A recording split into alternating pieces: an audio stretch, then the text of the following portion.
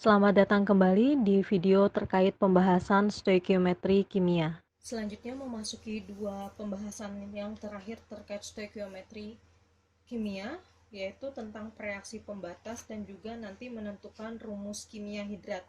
Apa sih reaksi pembatas?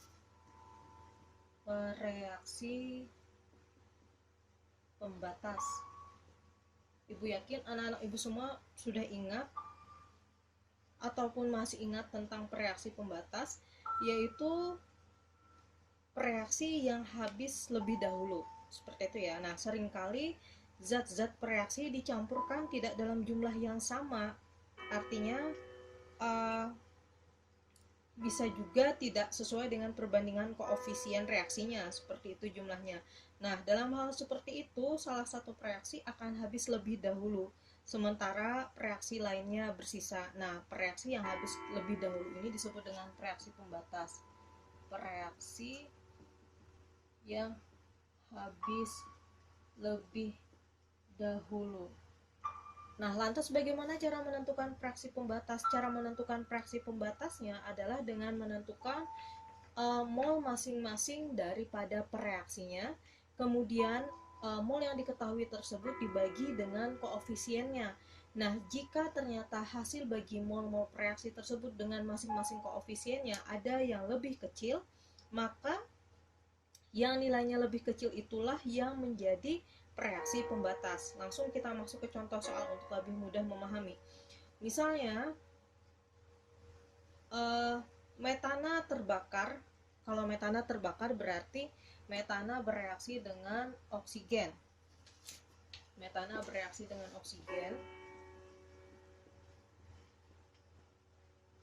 Bereaksi dengan oksigen menghasilkan CO2 plus H2O.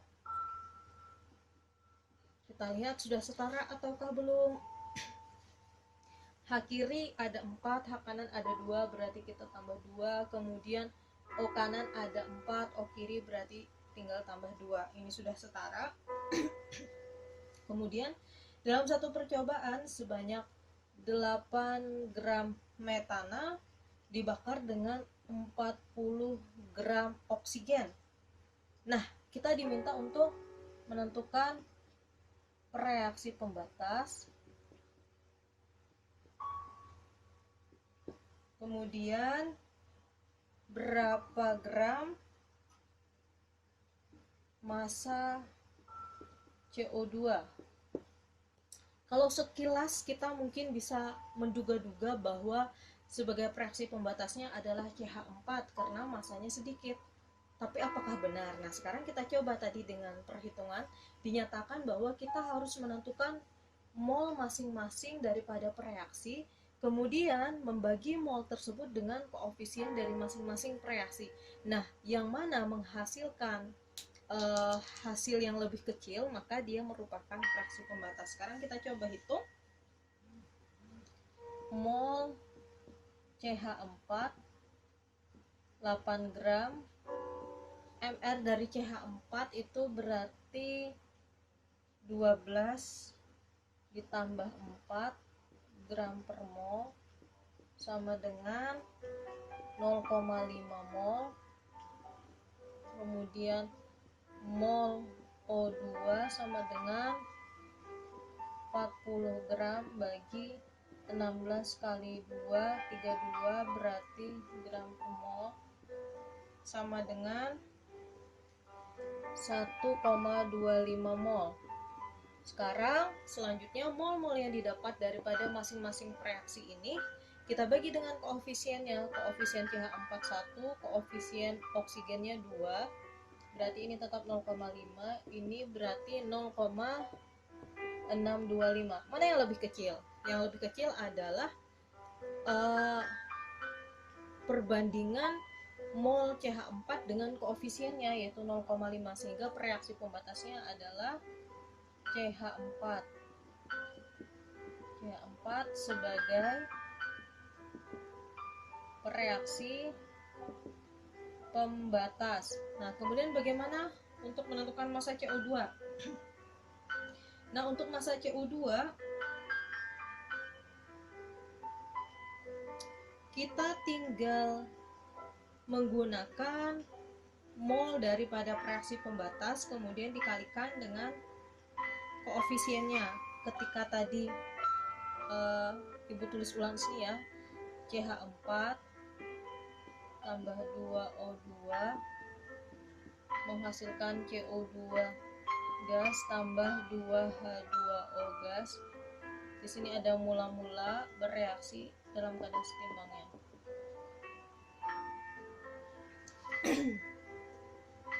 Pertama CH4-nya ada 0,5 mol, O2-nya 0,625 mol.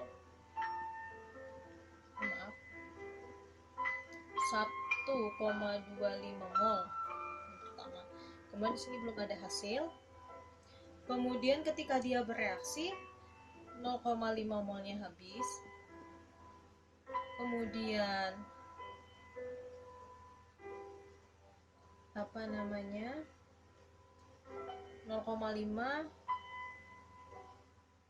kali 2 berarti ada 1,00 mol. Untuk CO2 nya berarti 0,5 dikali 1 berarti sini 0,5 mol kali 2 berarti 1,00 mol. Terus ini habis, ini tersisa 0,25 mol, ini 0,5 mol, ini 1,00 mol.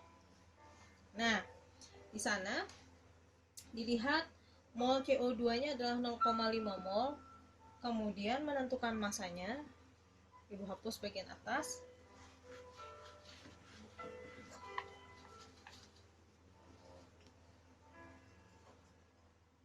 Tadi didapatkan mol CO2 sama dengan 0,5 mol, maka massa CO2 sama dengan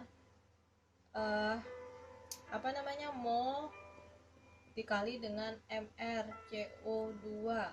Molnya 0,5 mol dikali mR CO2 nya, C nya 12, O nya 16 kali 2 32 sama dengan 0,5 mol dikali 44 sama dengan berapakah ini? 22 gram. Jadi didapati massa CO2 adalah 22 gram. Nah, sekarang kita memasuki pembahasan yang terakhir daripada stoikiometri kimia. Semoga anak-anak Ibu tidak bosan.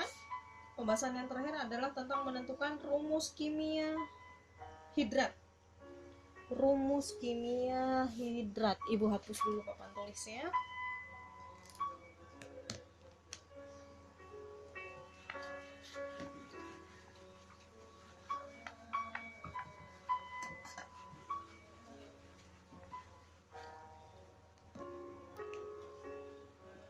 Rumus kimia hidrat.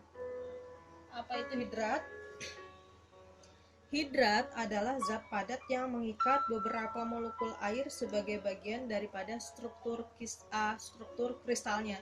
Artinya, jika senyawa itu adalah senyawa hidrat, dia adalah senyawa yang dapat mengikat beberapa molekul air sebagai bagian daripada struktur kristalnya. Nah, kalau melihat cirinya seperti apa, Bu, kalau misalnya menentukan dia hidrat atau tidak hidrat? Kalau misalnya di lab melihat bahan-bahan kimia, nanti pasti akan ketemu misalnya contohnya tembaga 2 sulfat pentahidrat. Maka nanti anak-anak Ibu akan melihat rumusnya tertulis seperti ini, CuSO4.5H2O. Nah, ini menunjukkan hidratnya seperti itu. Nah, kemudian bagaimana menentukan rumus kimia suatu hidrat? Bagaimana menentukan rumus kimia suatu hidrat? Misalnya kita menemukan soal seperti ini. Sebanyak 10 gram hidrat besi 2 sulfat. Ada soal misalnya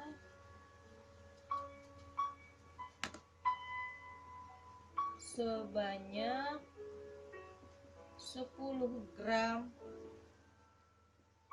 hidrat besi 2 sulfat dipanaskan sehingga semua air kristalnya menguap. Sehingga semua air kristalnya menguap. Massa zat padat yang tersisa, massa zat padat yang tersisa, massa zat padat yang tersisa adalah 54,7 gram. 5,47 gram. Yang ditanyakan adalah bagaimana rumus hidrat, bagaimana rumus hidrat besi 2 sulfat tersebut. Oke, ulangi pertanyaannya. Sebanyak 10 gram hidrat besi 2 sulfat dipanaskan sehingga semua air kristalnya menguap. Massa zat padat yang tersisa adalah 5,47 gram. Kemudian pertanyaannya, bagaimana rumus hidrat besi 2 sulfat tersebut? Coba kita ambil tabel periodiknya, kita cek. ARH sama dengan 1O16, kemudian sulfur 32, Fe besi 56. Nah, caranya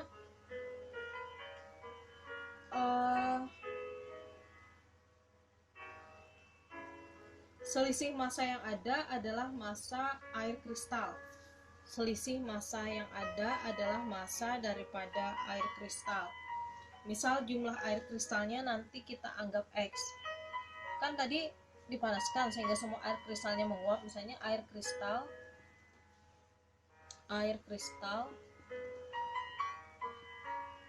kita lambangkan dengan X. Jadi rumus hidrat itu untuk sementara kita tulis seperti ini. Besi FeSO4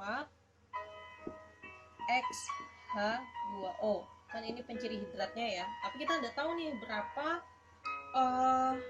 jumlah air kristalnya. Nah, kemudian massa FeSO4 XH2O ini massanya adalah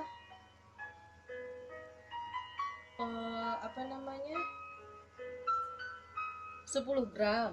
Tadi kan sebanyak 10 gram hidrat besi sulfat. 10 gram. Kemudian massa zat padat yang tersisa, berarti besi 2 sulfatnya yang tersisa ini secara keseluruhan 10 gram. Kemudian yang ini sulfatnya tersisa 5,47 gram. Massa airnya ada selisihnya, berarti 10 gram dikurang 5,47 gram berarti ada 4,53 gram.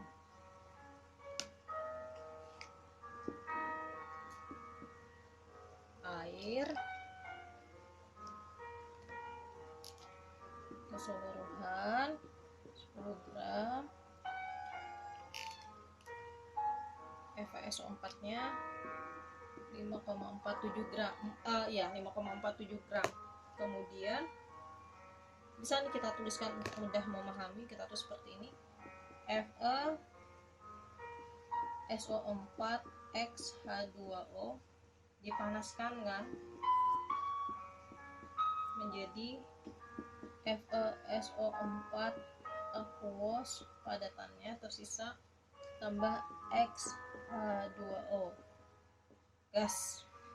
Kita tulis di sini ada 10 gram, FeSO4 nya tadi berapa? 5,47 gram, sini 4,53 gram. Kemudian kita cari nih mol masing-masing. mol FeSO4 dengan rumus, ingat mencari mol massa dibagi MR-nya, berarti ini molnya dapat 0,036 mol. Kemudian mol H2O-nya berarti 4,53 dibagi MrH2O, molnya dapat 0,252 mol. Kemudian kita bandingkan nih mol FeSO4 dibanding dengan mol H2O, perbandingannya berarti 1:7. Nah, berarti 1 molekul FeSO4 mengikat 7 molekul air, maka rumusnya menjadi FeSO4 7H2O. Paham? Ibu ulangi.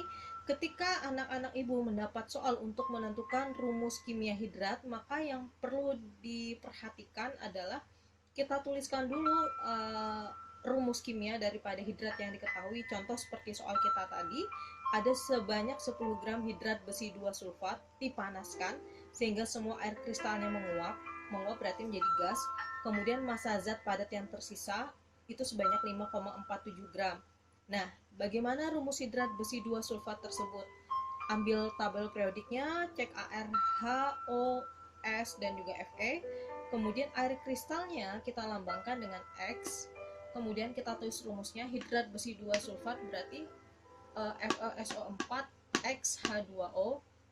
Air kristalnya dilambangkan dengan X. Kemudian massa secara keseluruhan adalah 10 gram. Kemudian tadi massa zat padat yang tersisa berarti CFeSO4 itu sebanyak 5,47 gram. Kemudian massa airnya berarti selisihnya 10 gram dikurang 5,47 gram berarti 4,53 gram. Nah, yang kita perlukan adalah yang kita cari adalah nilai X-nya, seperti itu kan. Nah, di sini kita tulis dulu persamaannya untuk mudah memahami. FeSO4 XH2O solid dipanaskan menjadi FeSO4 aquos, nanti biasanya ada terdapat dalam bentuk endapan seperti itu. Kemudian ditambah XH2O dalam bentuk gas. Kita tulis massa FeSO4-nya 5,47 gram, FeSO4 XH2O-nya 10 gram, XH2O-nya 4,53 gram. Yang massa-massa ini kita fokus ke bagian yang hasil reaksi, kita rubah menjadi mol. Mol sama dengan gramnya dibagi dengan MR. MR FeSO4 berapa, MrH2O berapa. Dibagi, akhirnya didapatkanlah mol FeSO4-nya 0,036 mol, H2O-nya 0,252 mol. Kemudian kita sederhanakan untuk mendapatkan perbandingan, berarti 0,036 mol kita bagi dengan 0,036, 1, 0,252 bagi 0,036 sama dengan 7, sehingga rumus hidratnya adalah FeSO4. Nilai perbandingannya ini menjadi angka hidratnya FeSO4 7H2O.